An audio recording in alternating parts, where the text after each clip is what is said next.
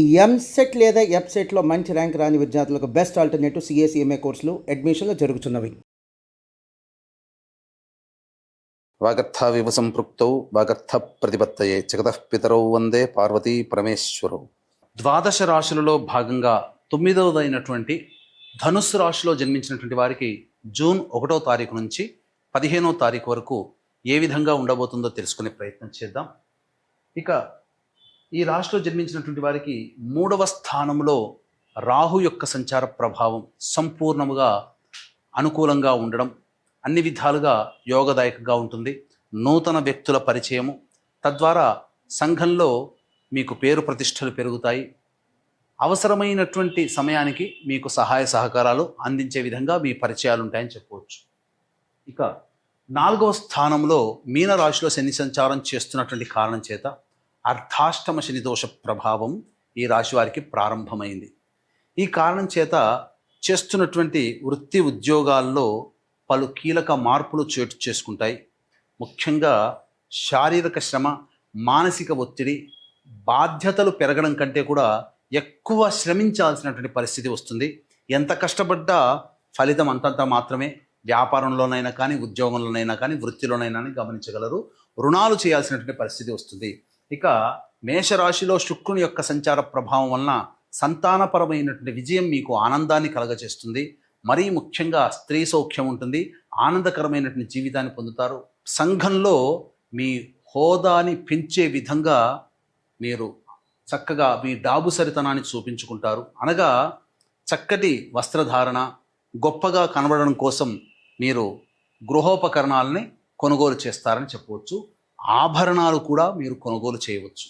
ఇక వృషభ రాశిలో రవి యొక్క సంచార ప్రభావము మీకు సంపూర్ణమైనటువంటి యోగదాయకంగా ఉంటుంది. నిరుద్యోగస్తులకి చాలా శుభవార్త, ఉద్యోగం పొందుతారు. అలాగే బుధగ్రహ సంచార ప్రభావం కూడా మీకు కలిసి రావడం, కాంట్రాక్టర్లు, గవర్నమెంట్ కాంట్రాక్టర్లకైతే అనూహ్యంగా రాదు అనుకున్నటువంటి కాంట్రాక్టు మీ సొంతమవుతుంది. ఆల్రెడీ ప్రభుత్వం నుంచి రావాల్సినటువంటి బిల్లులు శాంక్షన్ అయి మీకు డబ్బు చేకూరుతుంది. అన్ని విధాలుగా ఆనందదాయకంగా ఉంటుంది.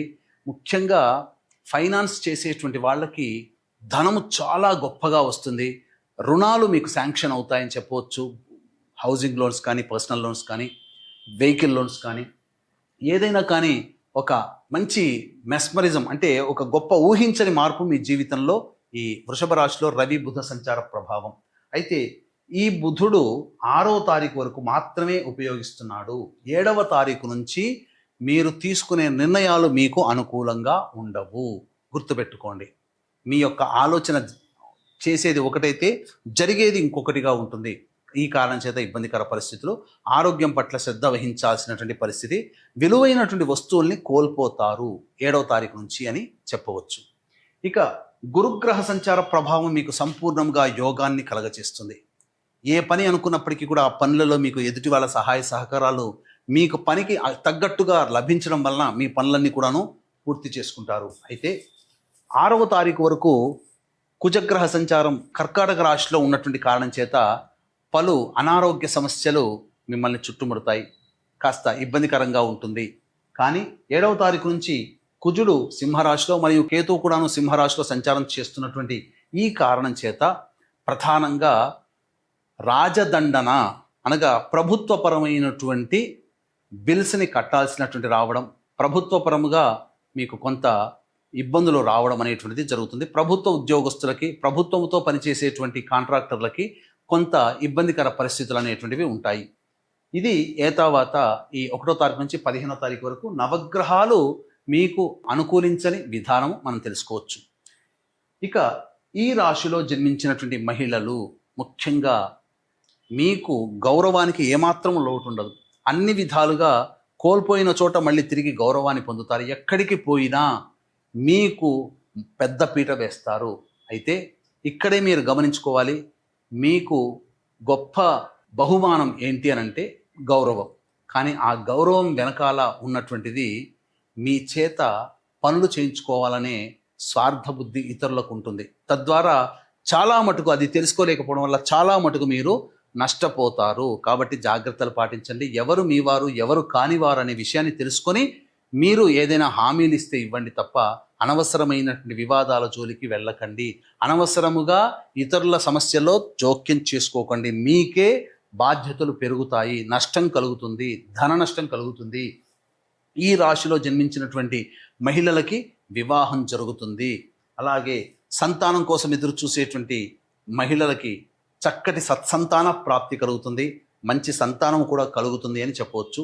ఏతావాత ఈ విధంగా ఉంటుంది. ఇక గమనించుకున్నట్లయితే 1వ తారీఖు నుంచి 15వ తారీఖు వరకు ఏ విధంగా ఉండబోతుందో తెలుసుకునే ముందు వీక్షించేటువంటి ప్రేక్షకులకి గమనిక, మహాజ్యేష్ఠ పౌర్ణమి, జ్యేష్ఠమాసం బుధుడికి సంబంధించినటువంటిది. అలాగే బుధవారము బుధుడు అధిపతి.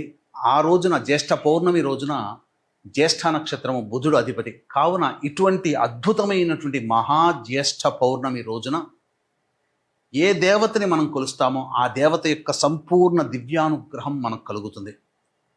మన జీవితంలో మంచి చెడు జరగాలన్నా, ఏది మనకు కావాలన్నా, ఏది మనకు తప్పాలన్నా, ఏది మనకు సమస్యలు అవ్వాలన్నా నవగ్రహాల యొక్క అనుగ్రహము ఆగ్రహం వల్లనే.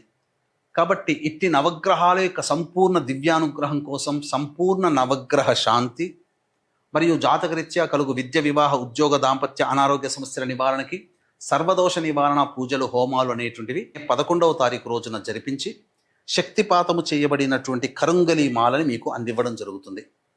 అవకాశం ఉన్నవాళ్ళు కార్యక్రమ తదనంతరం కాంటాక్ట్ చేసి పూర్తి వివరాలు తెలుసుకోవచ్చు. ముందుగానే నమోదు చేసుకోండి. ఆ రోజున 11వ తారీఖు రోజున 9 గంటల వరకు ఉంటుంది కాబట్టి అవకాశం ఉంటే 8 గంటల వరకు అయినా కానీ ప్రయత్నం చేయండి. ఇక 1వ తారీఖు రోజున గమనించుకున్నట్లయితే అనారోగ్య సూచనలు, ధన నష్టము మరియు ప్రశాంతత లేని జీవితాన్ని గడుపుతారు. 2, 3, 4 తేదీల్లో సంతాన మూలకంగా సమస్యలు, ఖర్చులు పెరుగుతాయి. అలాగే సంతానంతో వాగ్వివాదాలు, విభేదాలు పెరుగుతాయి. వృధా కాలయాపన జరుగుతుంది. ఆస్తి సంబంధించినటువంటి గొడవలు పెరుగుతాయి. ఇక 5, 6, 7, 8, 9 తేదీల్లో చేస్తున్నటువంటి వృత్తి, ఉద్యోగ, ఏ వ్యాపారంలోనైనా కానీ చక్కటి లాభదాయకంగా ఉంటుంది, ఆనందకరమైన జీవితంగా ఉంటుంది, ఉత్సాహంతో గడుపుతారు. విందులు, వినోదాలు, కుటుంబ సభ్యులు, మిత్రులతో పాల్గొంటారు, మంచి స్థితిలో ఉంటారు. మీ ఖర్చులకి మించిన ఆదాయం లభించడం ద్వారా గొప్ప ధైర్యంతో జీవిస్తారని చెప్పవచ్చు. ఇక 10, 11 తేదీల్లో కనుక చూసుకుంటే ఖర్చులు అధికంగా అవుతాయి. దూర ప్రాంత ప్రయాణాలు చేయాల్సినటువంటి పరిస్థితి, వృధా కాలయాపన జరుగుతుంది, ఒక జిగ్జాగ్ లాగా ఉంటుంది, ఏం చెయ్యాలో తెలుసుకోలేనటువంటి పరిస్థితి. అన్నిటికంటే మించి సరైన సమయానికి భోజనం చేయలేకపోవడం, నిద్ర పట్టకపోవడం లాంటి సమస్యలతో సతమతమవుతారు. ఖర్చులు అధికంగా అవుతాయి. 12, 13, 14 తేదీల్లో పెండింగ్లో ఉన్నటువంటి పనులని పూర్తి చేసుకుంటారు. అలాగే విందుల, వినోదాల్లో ఆనందంగా పాల్గొంటారు. ఉద్యోగస్తులకి మంచి ఉద్యోగం లభిస్తుంది, నిరుద్యోగస్తులకు కూడా ఉద్యోగం లభిస్తుంది. పాత మిత్రులను కలుసుకుంటారు, ఆనందంగా జీవిస్తారు, ఒక బాధ్యతని కంప్లీట్ చేసుకున్నామనే సంతోషంతో ఉంటారు. ఇక 15వ తారీఖు రోజున మీరు గమనించుకున్నట్లయితే కుటుంబ సభ్యులతో వాగ్వివాదాలు పెరుగుతాయి, ధనము ఖర్చు అవుతుంది, ప్రశాంతత లేని జీవితాన్ని గడుపుతారు. ఇవి 1వ తారీఖు నుంచి 15వ తారీఖు వరకు మన దైనందిన కార్యక్రమంలో జరిగే మంచి, చెడు, ఆదాయము, ఖర్చు. అయితే ఇక్కడ మీ యొక్క జన్మ జాతకరీత్యా భవిష్యత్తులో ఇంకా మీకు ఏం జరగబోతుంది అనేటువంటి విషయం తెలుసుకునే ముందు దగ్గరలోని మంచి ఉపాసన పరులైనటువంటి సంప్రదించినట్లయితే, వారి సలహాలు, సూచనలు పాటించినట్లయితే ఇంకా మెరుగైనటువంటి జీవితాన్ని మీరు పొందుతారని తెలియజేయవచ్చు. అలాగే ఈ జూన్ 11వ తారీఖు రోజున మహాజ్యేష్ఠ పౌర్ణమి రోజున సంపూర్ణ నవగ్రహ శాంతి మరియు జాతకరీత్యా కలుగు అన్ని రకాల దోష నివారణకి సంబంధించి సర్వదోష నివారణ పూజలు, హోమాలు మీ గోత్రనామాదులతో జరిపించి శక్తిపాతము చేయబడినటువంటి కరుంగలి మాలని మీకు అందివ్వడం జరుగుతుంది. అవకాశం ఉన్న వాళ్ళు కార్యక్రమ తదనంతరం కాంటాక్ట్ చేసి మీ గోత్రనామాదులు నమోదు చేసుకోవచ్చు. సర్వం శ్రీ ఉమామహేశ్వర పరబ్రహ్మార్పణమస్తు.